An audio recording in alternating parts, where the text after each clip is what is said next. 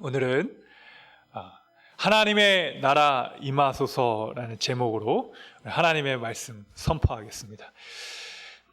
성도가 누릴 수 있는 여러분 최고의 복은 우리가 하나님의 나라를 체험하고 경험하게 되는 것인 줄 믿습니다.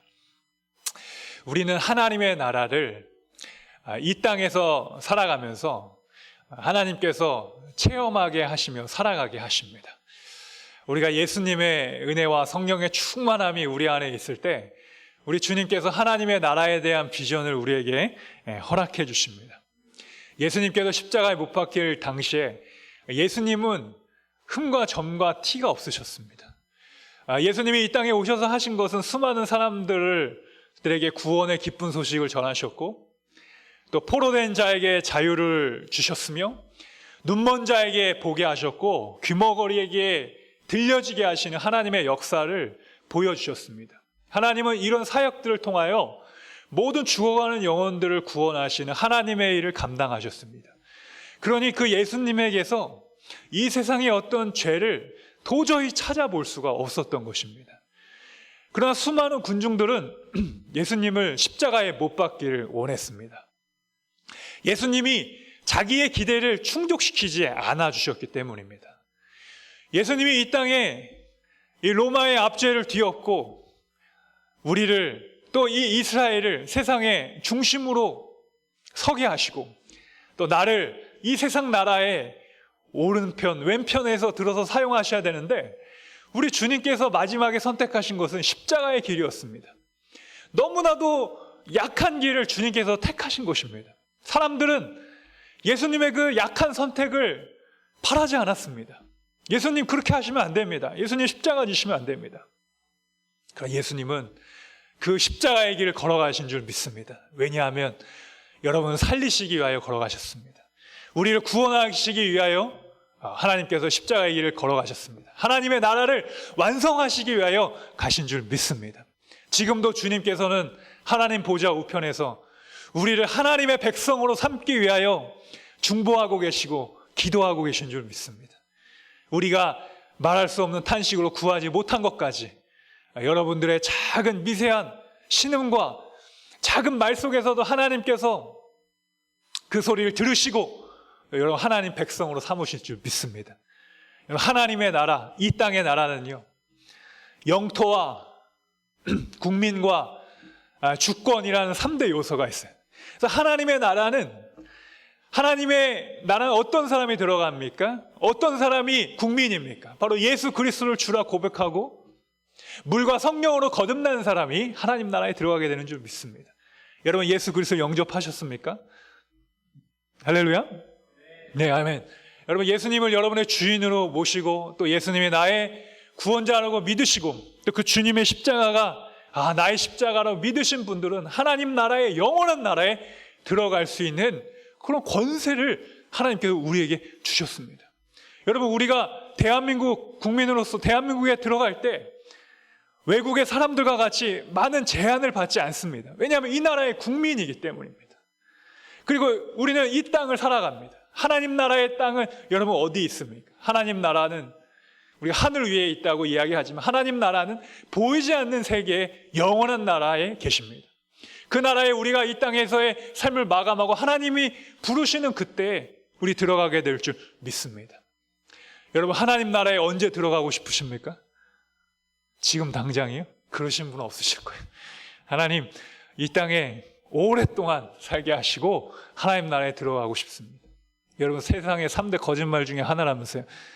어르신들이 빨리 가고 싶다라는 얘기, 그렇죠? 더는 살아서 뭐하냐, 건강도 안 좋은데 더는 살아서 뭐하냐 그러지. 하지만 오래 살고 싶어하는 것이 우리의 마음입니다. 그러나 우리는 그런 마음이 있을지라도 하나님이 주신 나라에 대한 소망이 있습니다. 그래서 이 땅이 전부가 아니기 때문에 하나님 나라에 들어가는 소망, 또 이 세상에서의 마지막이 아닌 하나님 나라에 들어가서 다시 만날 것을 기대하고 소망하는 줄 믿습니다. 세상 사람들은 막 몰려다닙니다. 좋은 것이 있다면 다 몰려다닙니다. 여러분 우리 대한민국 사람들처럼 몰려다니는 거 좋아하는 민족 없는 것 같아요.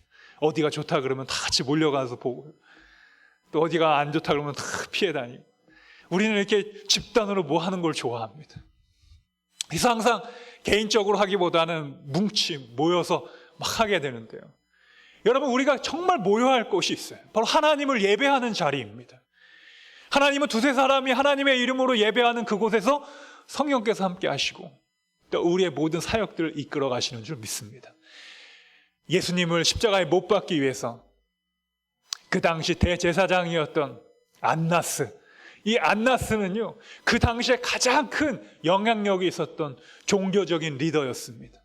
그런데 그는 세상의 많은 사람들 앞에 인기가 없었어요. 왜? 능력이 없었기 때문에.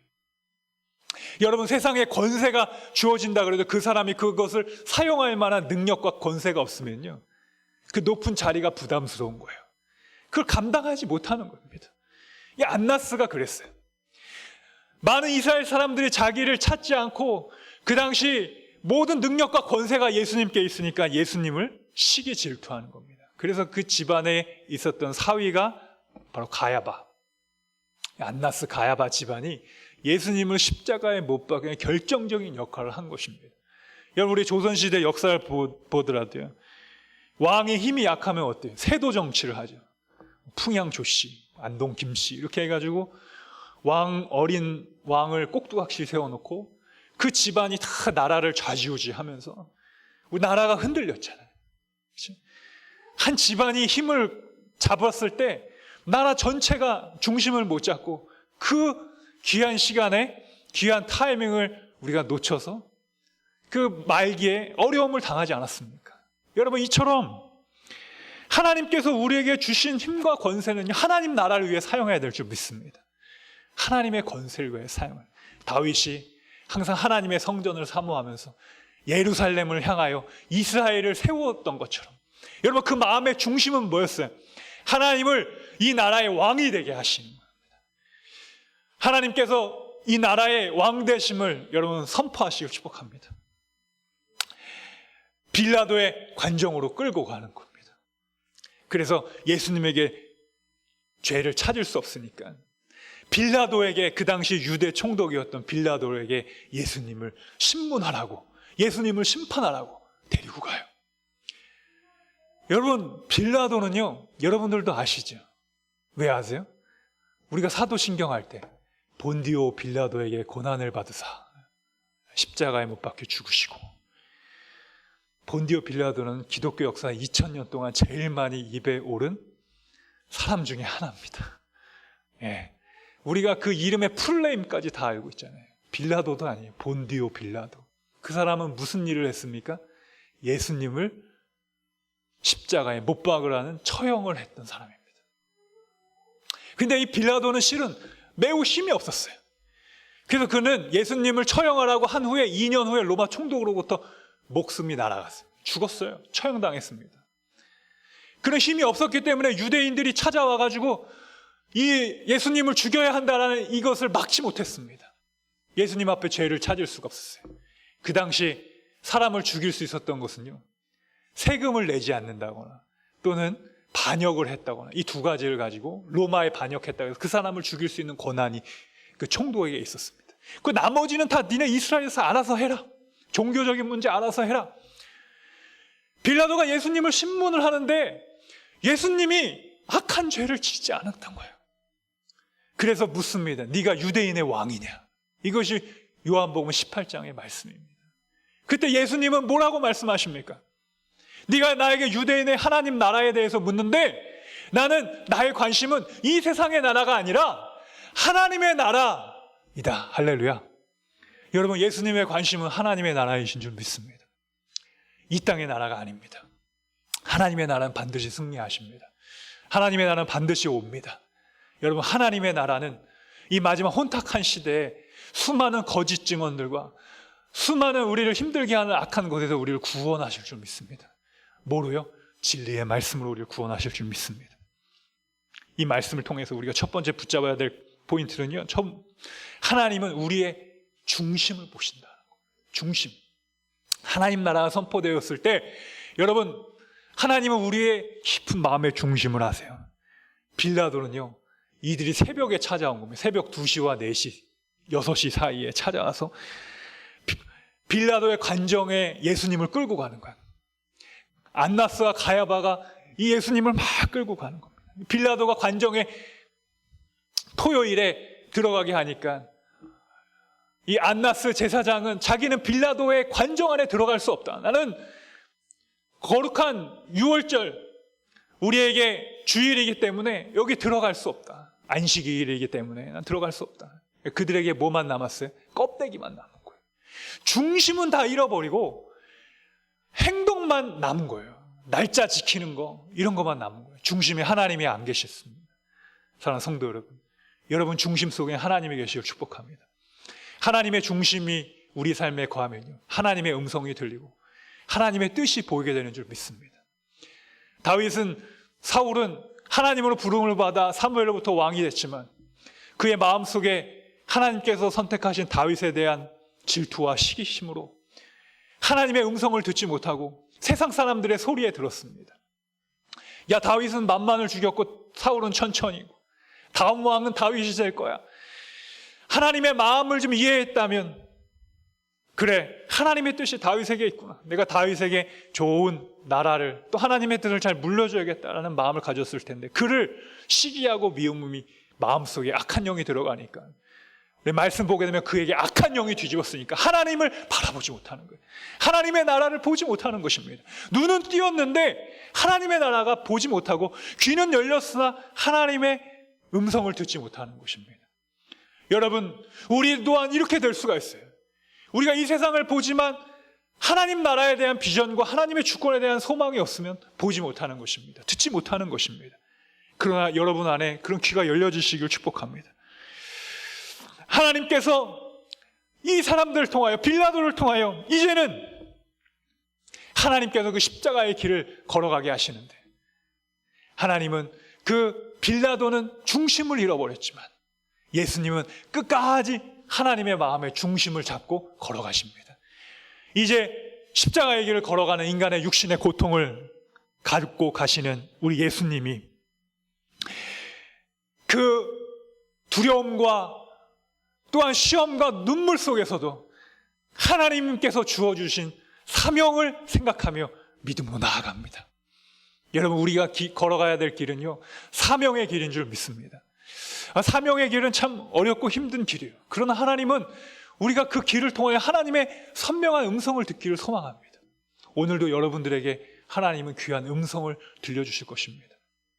그 음성을 듣고 빌라도는 하나님에 대한 마음이 없었기 때문에 사람들의 인기와 세상 사람들이 바라는 것을 들어주는 인생, 그래서 2000년 동안 수억 명의 사람들 통하여 입에 오르락내리락했던 이 저주스러운 인생을 마감하기를 축복합니다.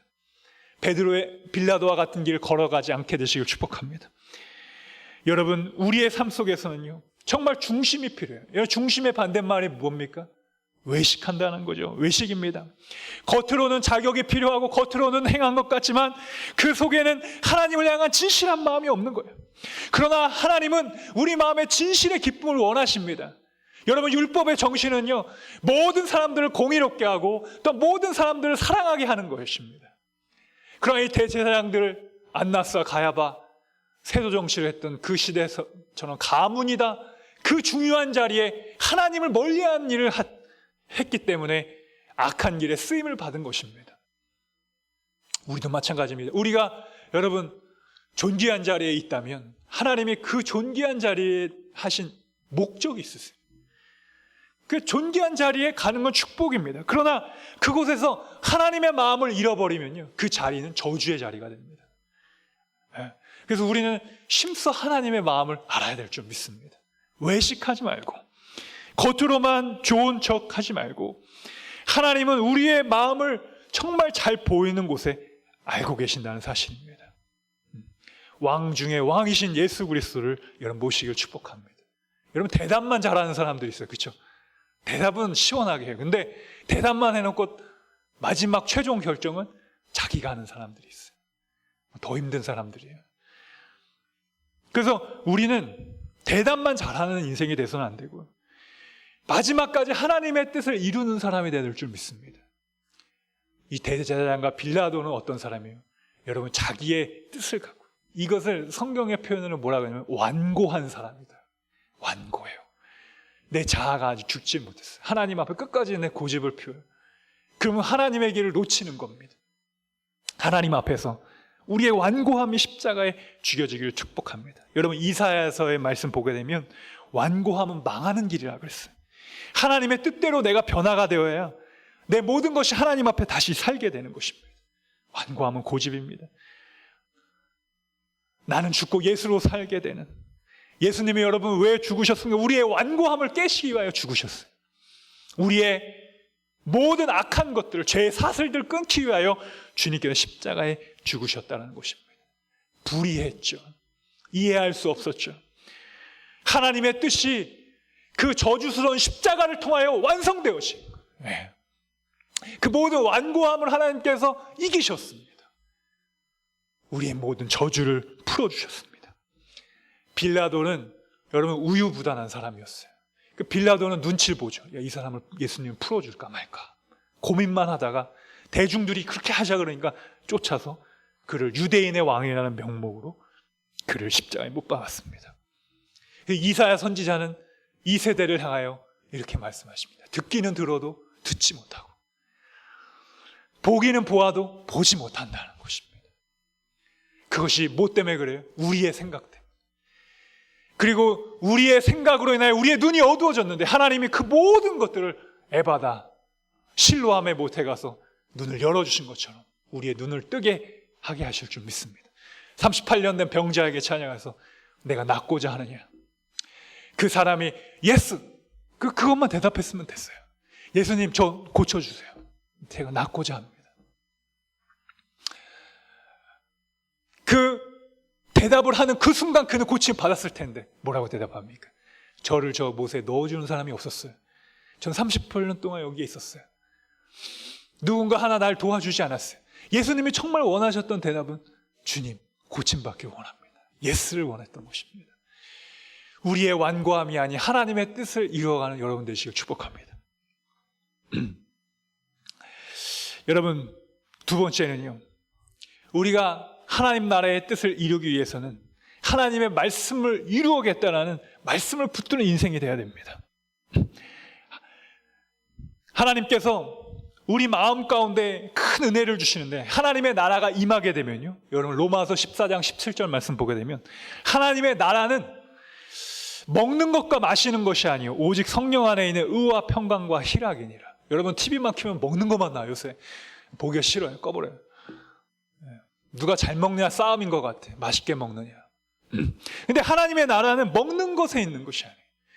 마시는 것에 있는 것이 아닙니다.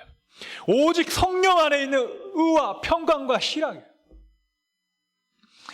하나님의 나라는요, 이 세상의 나라의 권세가 달라요, 여러분. 그래서 우리가 하나님의 나라를 볼 때 세상의 생각을 가지고 하나님의 일을 보면 이해가 안 돼요. 효율성이 안 돼요.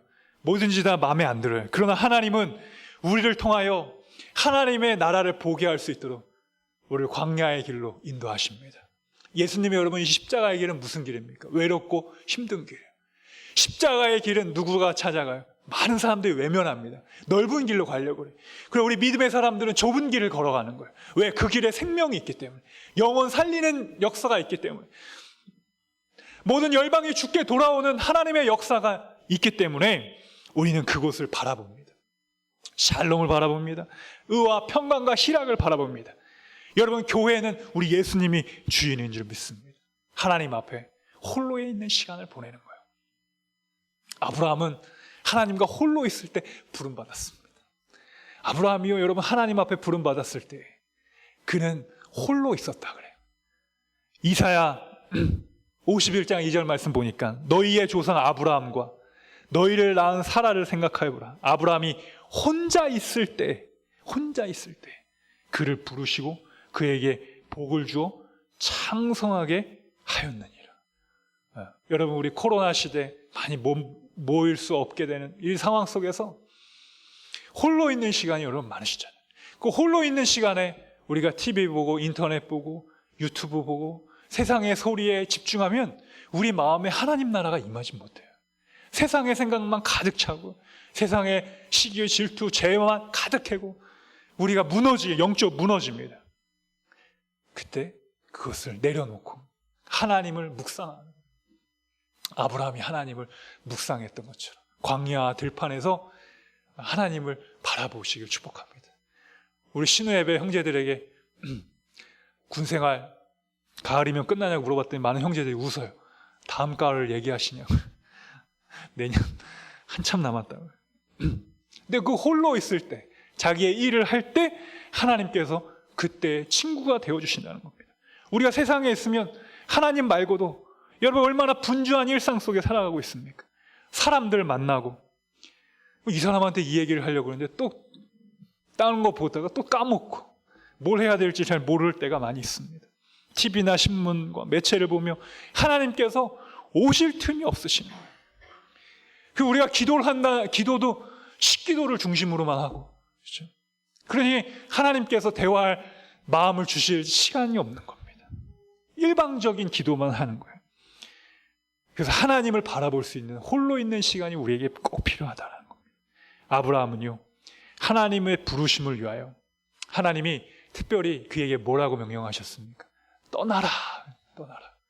여러분, 아브라함의 인생은 떠나랍니다. 내 아버의 본토 친척, 너에게 익숙한 곳, 너가 의지할 수 있는 사람들, 너 의지할 수 있는 공간들, 익숙한 공간들을 떠나서 온전히 나에게만 집중하라는 것이 하나님의 명령이십니다. 여러분, 이 시간 우리가 하나님이 우리를 광야로 내모실 때면 하나님이 우리가 그 광야 속에서 우리에게 나에게만 하시고 싶은 음성이 있으신 거예요. 들려주실 말씀이 있는 줄 믿습니다. 그 광야를 여러분 너무 어려워만 하지 마시고 그 광야를 통해서 우리는 고난을, 하나님의 율례를 배우고 또 하나님이 우리에게 깨닫게 해주시는 더 놀라운 은혜가 있는 줄 믿습니다.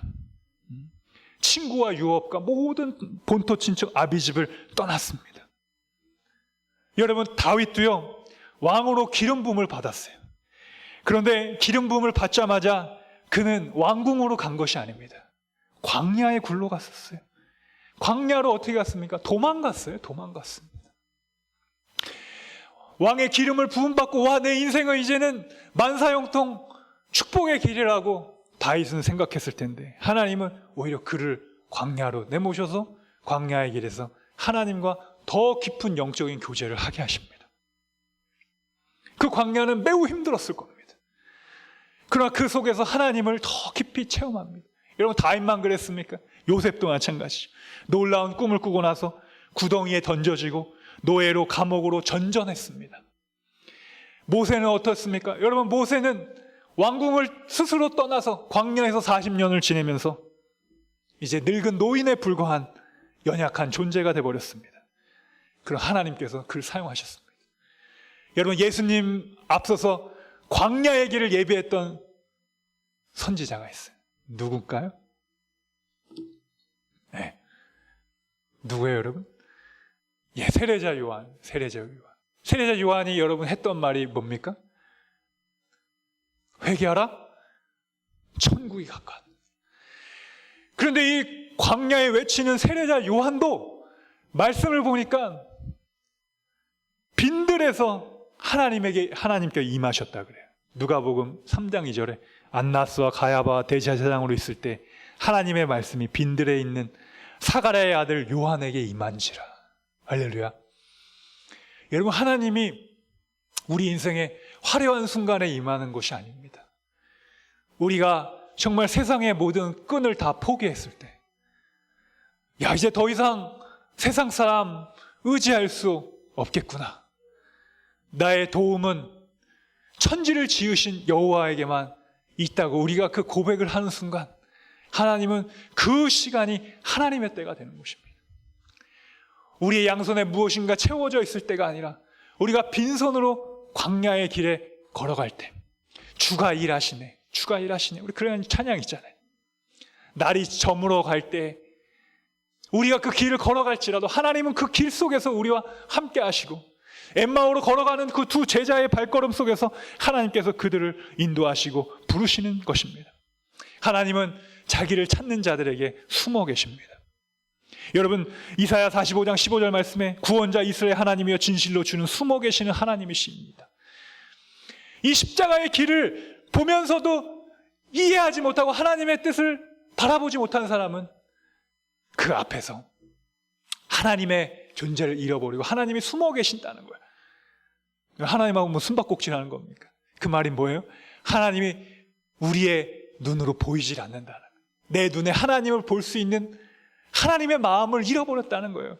우리가 죄로 가득 차면 우리의 눈이 하나님 보이지 않습니다. 하나님의 음성이 들려지질 않습니다. 그래서 하나님 왜 숨어 계십니까? 어디 계십니까? 라고 우리가 이야기를 합니다.